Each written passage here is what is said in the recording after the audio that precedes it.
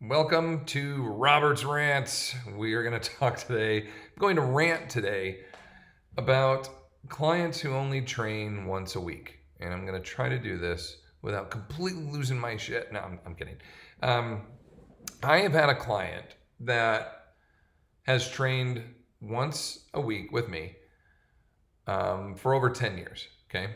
And when we talk about how productive that can be, there is a time in your life, and it's usually between 18 and 35, where resistance training once a week will either maintain your abilities and or just slightly increase it. And I do mean like ever so slightly, okay?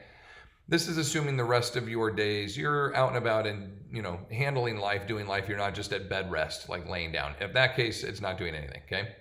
But if we're just kind of out and about and doing normal things in life, staying functional, staying active, and you resistance train once a week, you won't go backwards. But after 35 to 40, the clock's ticking and you're not going to maintain anymore with 1 day a week. Okay, so here's what happens. We work out. The two of us are working out together on Monday. And you get something called the pump, which is basically just blood filling into your muscles, and you feel a little more muscular and you look a little better and you're a little more swollen, and this is a good swell. Your arms look nice and tight, or your legs feel puffy and you have trouble getting your jeans on, which I know all you ladies don't like, but for most of us, you wait a day or two, everything goes back to normal, but you got a little stronger, okay? So we get that good pump, and what's happened is your muscles are recruiting more oxygenated blood flow to be able to do the demand you're placing on it. You're doing bicep curls, the heart goes, send blood, and you put blood in the muscles and they pump, and they get swollen and they look nice. And the fibers in there are called actin and myosin. They're on each side of the muscle, the origin and the insertion, and they're hooked together. And then when you start to pull on them, those fibers start to tear a little bit, and then they rebuild. This is good tearing. They start to rebuild, and when they rebuild, they have like more hands that start to shake, and they get either thicker based on the way that you train, or they just simply get stronger with stronger binding sites. So you either train for hypertrophy, bigger muscle, or just pure strength development, or you could train for muscular endurance, which is the ability of the muscle to, produce a small amount of strength over and over again, okay? So those are your options on kind of how to go about this. But no matter which one you do, blood flow gets delivered there. You get a little pump. The fibers get a little bit torn. They start to rebuild. And within about 48 hours, you're kind of back to normal, if not earlier, but 48 hours, let's call it, okay? You're kind of back to normal. And then what happens? Well, nothing. Basically, your musculature just starts to sit. And after about 7 days, you are in a state of atrophy, which is the shrinking of your muscle fiber, where you're going to lose anywhere between 5 and 7% of total volume of your muscle. Now, sarcopenia, different from atrophy, is where you start to lose so much muscle volume and mass that you actually can't do what you could do before. I could curl 20-pound dumbbells before. Now I can only do 15s. I can't do the 20s. You're sarcopenic, meaning you've lost muscle mass. You're not as strong, or you can't stand up as straight, or you can't deadlift as much, or you can't simply put your arms all the way overhead like you could before. So sarcopenia is the loss of muscle mass, the true atrophy of time, that you lose your ability to repeat what you could, okay? And that can occur in as little as 10 days. So if I'm only training Monday to Monday, basically I'm getting into late onset atrophy, almost early onset sarcopenia over and over again. And so what happens to you and your goals and your desires and your abilities and your wants and your needs to get better at fitness? Nothing. You're not challenging yourself enough, okay? 1 day a week is not going to produce great results. As this study shows us here this is my favorite book, by the way. Let me super this in here a little bit. This is from Human Kinetics, and this is the Fitness Professional's Guide to Strength Training for Older Adults. It is a older book, but it has great content in it, and this specifically, this page and this image that I'm showing you here specifically showcases the 2 day, the 3 day, and the 1 day training cycles and the improvements that were gained. Okay.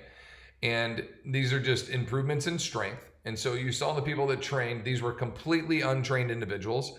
So yes, everybody made improvements, but and that happens in the beginning for pretty much anyone who is untrained. You take people that haven't done anything for 50 years, 50, and they all start a resistance training program, 1 day a week, 2 days a week, or 3, they're all going to show improvements. If you water any plant, it's going to grow a little bit. But the one that gets optimal sunlight, the one that gets the water at the right time with it, really good soil, and it has good energy, and someone sings to it, it does the best, okay? Not just water. So yes, all showed improvement, but who showed the most improvement, it was the 2 days a week. And they had anywhere between 48 and 72 hours in between training cycles. The ones that did 3 days a week, they overtrained a little bit. They didn't get enough recovery time. The ones that only trained 1 day a week, they didn't have enough stimulus, enough challenge. There were some improvements, but not a whole lot, okay? So this is what brings us back to the discussion. Is 1 day enough? Absolutely not. 1 day borderline is a waste of your time. And I don't mean that in a jerky way. What I mean is that if you're going to put in the effort to do 1 day a week, you may as well, in 72 hours, do another one to actually reap the benefits of that training cycle. Because if you just keep waiting every 7 days, you are either going to just maintain or continually lose and just get frustrated because you're like, hey, I do a day a week of resistance training. Why am I not getting any better? Okay, we have something in our industry called the SAID principle. And the SAID principle is this: specific adaptation to an imposed demand. Your body needs to have an imposed demand placed on it. Resistance, okay, weights, bands, sandbags, dumbbells, whatever it is, gas pressure, whatever you want, right? Whatever old school, new school pieces of equipment you're using, resistance, okay? That's an imposed demand. Our body will specifically adapt to that demand by building more fibers, tearing the handshakes, remember that whole thing, okay?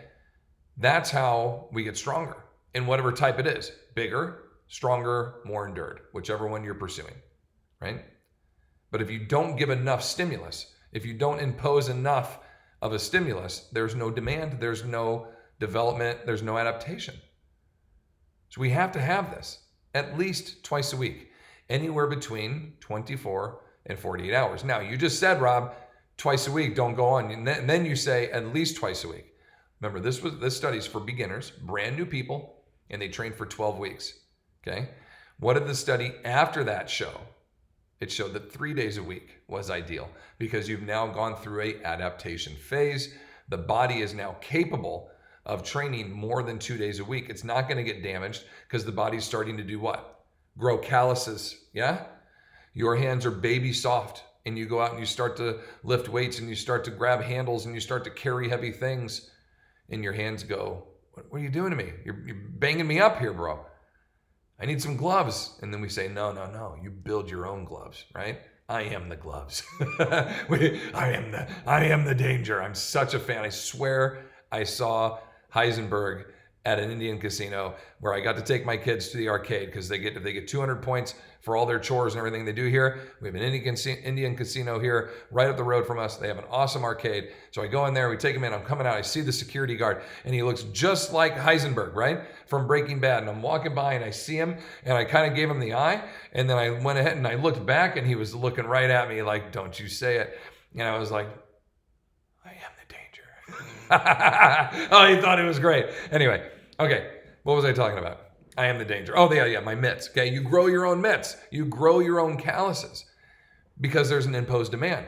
Are you going to keep grabbing something? It's heavy, it's rough. So the body goes, hey, more skin, more skin, more skin. Let's build calluses. Well, that's what your muscles are doing. They're building their own calluses. They're building in more fibers. Okay, so you can continue to live up to the demand being placed on it. I'm going to resistance train now 3 days a week. And then on my next cycle, so I'm now 3 months, 6 months into training, I'm going to add a 5th day. And maybe on those 5th days, let me restate this.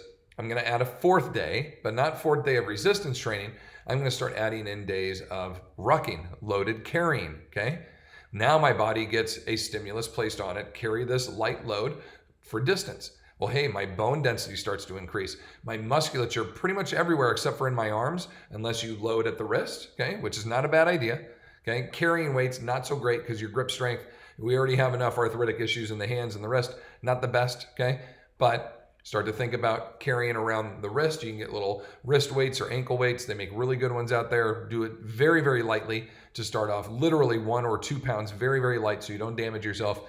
But we call it appendage loading. Loading your appendages, your arms, your ankles, okay, wrist and ankles, not a bad idea when you go out for loaded walks, okay, rucking. So we start to plug in 1 or 2 days of that. And eventually, we are active with some type of resistance 5, 6, maybe even 7 days a week, okay? And that might be asking a lot to lift 3 days a week and to ruck 3 days a week. And then we golf or we tennis or we just go for a walk without the weight. We got to do something every day is our ultimate goal, but we start somewhere. And the answer is not 1 day a week. The answer is 2 days a week. You can do this. You can commit to it. If you're already doing one, you may as well just do another one so you actually get the benefit of the work you're putting in. Because right now, you're just spinning your wheels, baby, right? We're not going anywhere. And I want you to get into this, get out of this what you're putting in. I want you to benefit from the effort you're putting in there.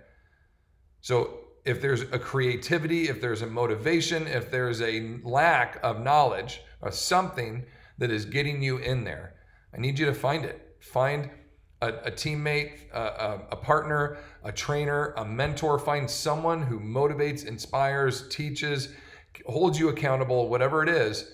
And if you're already doing this with them, just say, hey, can we do 1 more day? I need 2. Okay, I got to start with 2. And after 12 weeks, you can reevaluate. But right now, 1 day a week just ain't cutting it, gang. My name is Robert Linkle. If you need any other further assistance on this topic, please comment below. I'm happy to help. And very quickly, I'd like to thank all of our affiliates. We have Hyperwear. They make our vests and a lot of our other products. Muscle Butter USA. They make our Arnica anti-inflammatory massage rub that we have. It's great stuff. Angles 90, our orange handled grips, and Live Bearded, of course, for our bearded brothers out there. You're rocking the stash or the beard, go ahead and get yourself some good butter from them. Little discount codes. You guys want to find anything from any of our co-companies here. They are awesome people, awesome organizations. That's why we partner with them. I do not make any money off of any of these products. Everybody that we partner with, we do a trade from content and a discount. So basically, I help provide content and we get discounts to give out to our people. So we do this because we love these guys and we love you and we want you to be a part of our community. Thank you all so much. Head over to trainingtheolderadult.com. If you have any other questions or any other comments, please feel free to reach out to me there. YouTube, Instagram, Facebook, and of course on our website at trainingtheolderadult.com. Thank you everybody so much. We love you. We appreciate you. And as always, I know I can give you back a product and I can give you back your money, but I cannot give you back your time. So I do not take it for granted that you just spent time listening to me. Thank you all so much. And that's a wrap.